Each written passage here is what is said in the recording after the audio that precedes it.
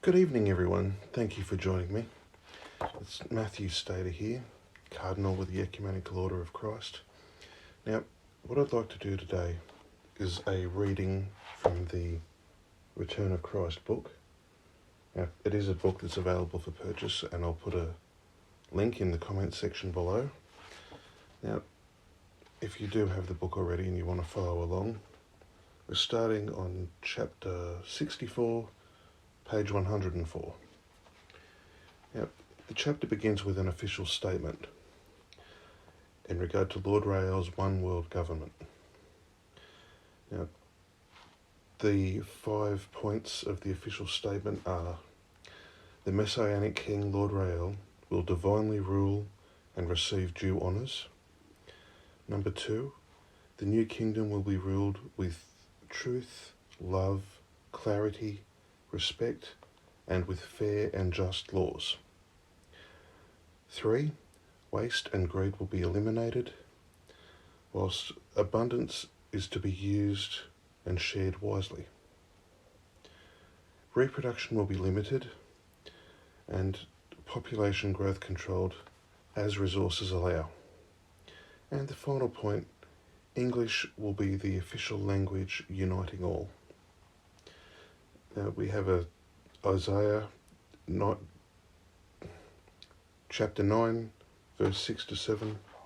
For a child is born to us, and a son is given to us, and the government is upon his shoulder. And his name shall be called Wonderful, Counselor, God the Mighty, the Father of the world to come, the Prince of Peace.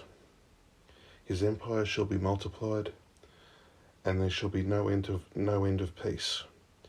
He shall sit upon the throne of David, and upon his kingdom, to establish it and strengthen it, with judgment and with justice, from henceforth and forever. The zeal of the Lord of hosts will perform this. Now, moving on to chapter 65, page 105. It reads, in the words of the Lord himself, I do want to teach you something, beloved siblings. I want you to see that this is not a joke, that this is the truth, and that God keeps his promises. This might come as a shock to some of you, but we wouldn't love you if we didn't tell you the truth, and I believe most of us have come here because we have a love for the truth.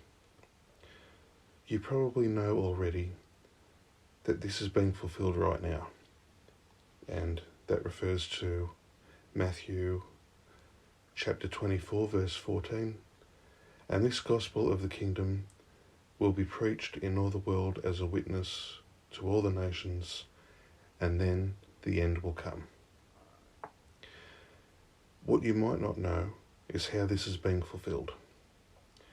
We in this congregation only make up a tiny fraction of all of the people preaching this gospel of the kingdom, because as we speak, the internet, the cloud, is being flooded with videos and articles about this. I'm speaking of the New World Order. There is, however, one major vital difference between how we preach it compared to everyone else. We are the only congregation of people who officially support the New World Order. The only group of people who recognise this as the everlasting, prophesied kingdom of Christ. Most people learning about the New World Order listen to religious officials teaching that this as the Antichrist kingdom. And because of this, they want to fight against it. The false preachers were wrong, and they have made many believe things that were not actually in the scriptures at all. Those so-called preachers would have you believe that the only thing that matters is that you have the right religion, their religion, and that you will be saved and everyone else will go to hell. This is completely illogical and unbiblical. Now, I think I'll leave it at that point for today.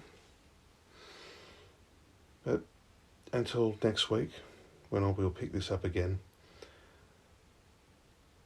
I'd like to remind everyone to try to keep an open mind in all things, to learn something new every day, and above all, love God and love each other. Thank you.